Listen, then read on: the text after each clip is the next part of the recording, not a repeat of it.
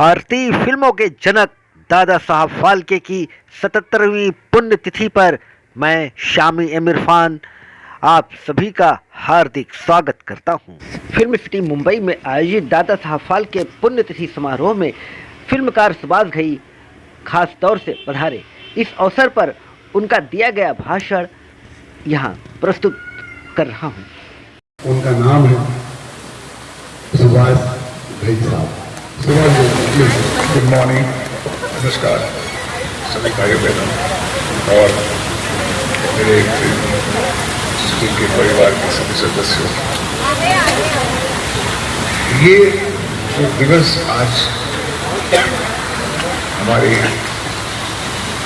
माननीय एमडी साहब और उनकी पूरी टीम ने स्टेज में जो रखा है, मैं सबसे पहले उनको ये मुबारकबाद देना चाहूँगा कि इस तरह की मान्यता, इस तरह की महत्ता एक फिल्म मेकर को, जिसके नाम पर ये पूरा फिल्म सिटी बना है, उनकी पुण्यतिथि पे 16 फरवरी को ये फंक्शन रखा और हम सबको बुलाया। और मैं आशा करता हूँ कि पूरी फिल्म इंडस्ट्री आनी चाहिए थी, लेकिन शायद किसी कारणवश ये अपने आप में आरंभ है। और मैं आशा करता हूँ कि हर साल 16 फरवरी को एक बड़े पैमाने से होना चाहिए, क्योंकि जब हम किसी को सिनेमा का पिता कहते हैं तो हमें सभी पुत्र और पुत्रियों का एक फर्ज होता है, एक बहुत बड़ा कर्ज है जो कि हमें चुकाना है उनके नाम पर। उनकी जितनी भी प्रतिभा, संघर्ष और जो विचार है, उनको लेके आगे चलना है। दादा साहब फाल्के के बारे में जितना कहा जाए उतना कम है, क्योंकि वो सबके लिए प्रेरणा बने हैं, हम लोगों के लिए भी और हमारी आने वाली जनरेशन के लिए भी। दादा साहब फाल्के को अगर हम याद करें तो अगर आप देखें कि उनके जीवन में कितने संघर्ष हुए, कितने कठिनाइयां उन्होंने उठाई हैं, और उन कठिनाइयों में भी उन्होंने इनोवेट किया। एक खोजी थे, खोजी मीन्स तलाश करने वाले, इनोवेटिव आर्टिस्ट थे। हालांकि उन्होंने अपनी पूरी शिक्षा जे स्कूल से ली, बड़ौदा यूनिवर्सिटी से ली, लेकिन उनकी जो अंदर की जो शक्ति थी कि वो कहती थी कि हिंदू भारत में कुछ और भी होना चाहिए। उन्होंने छोटे से कैमरे को लेके, स्टिल कैमरे को लेके प्रोसेसिंग भी सीखी, पेंटिंग भी सीखी, स्टेज के ऊपर जो पीछे बैकड्रॉप होती है उसकी भी पेंटिंग करने लगे। और कौन सी ऐसी चीज थी जो कि चित्र के, जब चित्र कहते हैं तो सिनेमा स्टिल फोटोग्राफी पर भी उन्होंने पूरा अध्ययन किया। और उनको बहुत सी आगे तकलीफें आई कि आगे मैं कैसे बढ़ूं। लेकिन एक बार जब वो अपने परिवार के साथ एक फिल्म देखने के लिए, जो पहली फिल्म आई थी हमारे भारत में, 1904 में थी, उस फिल्म का नाम था एनिमल। एनिमल फिल्म देखी कि उन्होंने देखा कि चित्र जो है खिल रहे हैं और चित्र घूम रहे हैं और हमें एनिमल्स को देख सकते हैं। तो ये घर में आकर उनमें वार्तालाप हुई कि ये एक जो बहुत सी अद्भुत चीज देखी है कि कभी चित्र भी हिल सकते हैं, जो आज मूविंग इमेजेस कहते हैं जिसे। तो उन्होंने अपने पुत्र से, अपने परिवार से बात की और तब उन्हें आया कि नहीं, मैं आपको फिल्म दिखाऊंगा, कल मैं लेके जाऊंगा थिएटर में। और दूसरे दिन वो थिएटर में लेके गए, ईस्टर थिएटर का ईस्टर दिन था वो। उन्होंने फिल्म देखी थी वो, उसका नाम था Jesus Christ, life of Jesus Christ.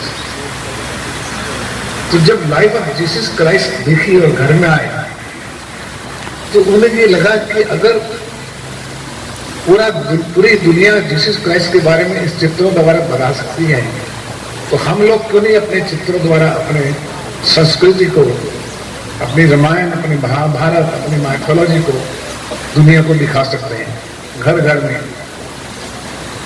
प्रांत प्रांत में। और तब से उन्हें प्रेरणा मिली कि मुझे एक फिल्म मेकर बनना है। और उस फिल्म मेकर का बनने का उनका जो प्रण था, सबसे पहले उन्होंने कहा कि इसको जानना है, इसको सीखना है। विदेशों में गए, लंदन गए, जर्मन गए, अपनी इंश्योरेंस बेचकर भी अपने पास जितने पैसे थे सब बेच बाच के वहाँ गए और वहाँ सबको अपना पैशन दिखाया कि मैं एक भारतीय हूँ, भारत से आया हूँ। उन्होंने विरोध किया कि भारत एक ऐसी जगह है जहाँ पर जो क्लाइमेट है वो हमारी फिल्म्स को शूट नहीं करता। वो फिल्म जो थी उस टाइम पे अलग होती थी और वो मेल्ट हो जाती थी, लेकिन उन्होंने कहा कि मेल्ट भी होगा लेकिन हम उसको कोशिश करेंगे, ये भी उन्होंने चुनौती ली उस वक्त। और वो भारत आए और 1912 में उन्होंने पहली फिल्म अपनी साइलेंट फिल्म बनाई राजा हरिश्चंद्र, जो 1913 में रिलीज हुई। और इसीलिए वहां से सिनेमा का जन्म हुआ भारत में।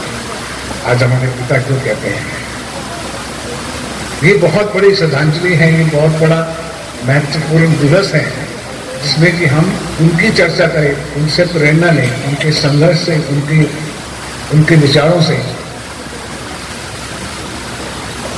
उसके बाद भी उनकी कितनी तकलीफें होती।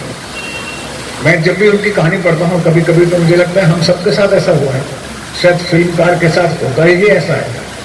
बहुत सी अपोजिशन, आजकल तो कोर्ट केस भी हो जाते हैं, और तो बहुत सी अपोजिशन दूसरी तरफ से भी आते थे, ये क्या है, ये क्यों है, ये किस लिए है, ये नहीं होगा, ये नहीं हो सकता है।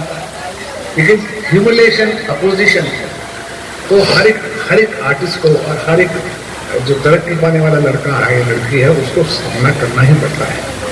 और ये ह्यूमिलेशन और अपोजिशन से ही बाद में एक्सेप्टेंस होती है, और तभी से फिर उसके बाद आपका नाम होता है कि आपने जो अपनी सच्चाई से काम किया है और निस्वार्थ काम किया है।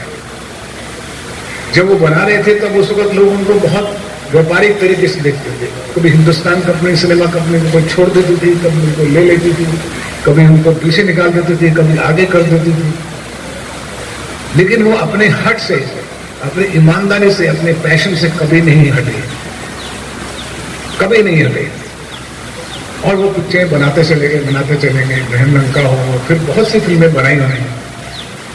और फिर हम सब लोगों ने उनको पिता मानना शुरू किया।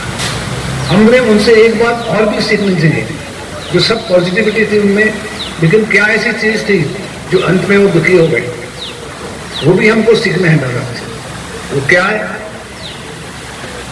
कि जिस वक्त 1931 में आलम आरा सिनेमा आया, टॉकी 1932 में, तो उस वक्त एक नया साउंड के साथ जो है विजुअल पिक्चर चलनी शुरू हुई।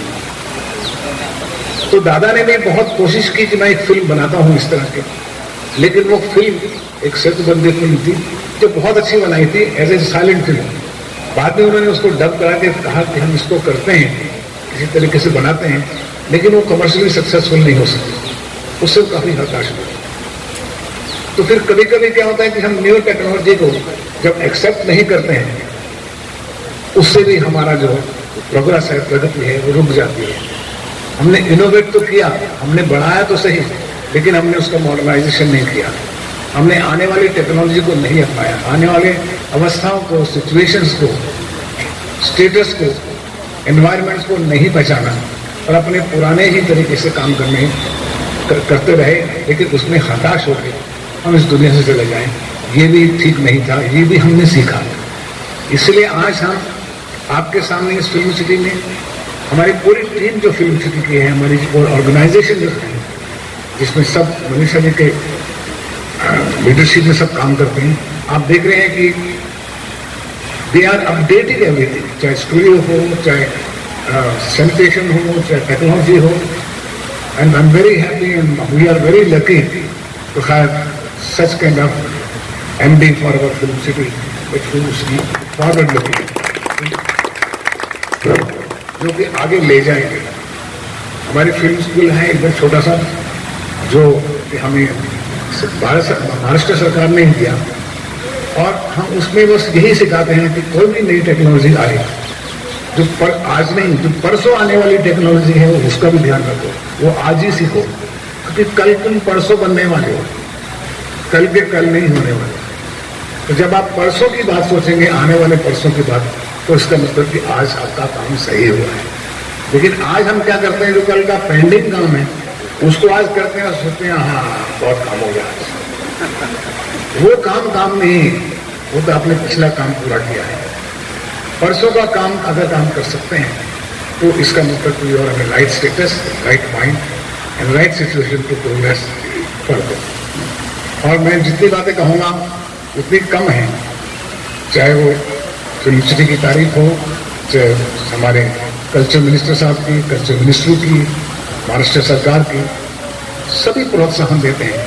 और आज देख लीजिए नतीजा है कि पूरे भारत में नहीं, पूरे एशिया में, पूरे दुनिया में महाराष्ट्र का फिल्म सिटी, मुंबई का फिल्म सिटी सबसे नंबर 1 जाना जाता है। और बाकी मैं क्या कहूँ, धन्यवाद कहूँगा आप सबको यहाँ आने का।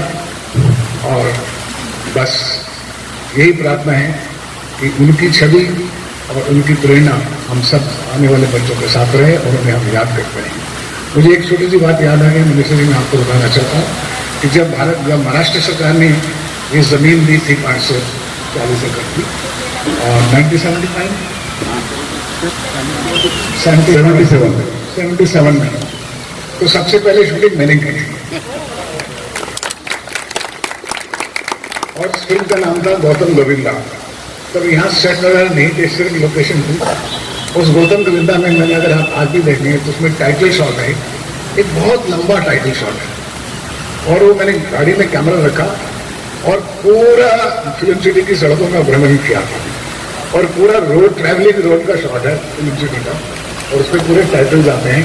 और उसको म्यूजिक के लिए, बैकग्राउंड बनाने के लिए लक्ष्मीकांत प्यारेलाल जी को 2 दिन लगे बैकग्राउंड स्कोर डालने के लिए, ताकि वो हर लोकेशन अलग अलग तरीके से नजर आए। तो सबसे पहले आप कहते हैं हम लकी हैं, मैं अपने आपको भाग्यशाली समझता हूँ कि मैंने सबसे पहले स्वागत किया। फिर बहुत सी फिल्में बनाई, सारी फिल्में मैंने फिल्म सिटी में ही बनाई हैं, चाहे कर्ज हो, कर्मा हो, जितनी फिल्में हों। तो मेरा इससे बहुत इमोशनल अटैचमेंट भी है, और मेरा दायित्व भी है, और मेरा कर्तव्य भी है। फिल्म सिटी जिंदाबाद। सब लोग धन्यवाद। जय महाराष्ट्र।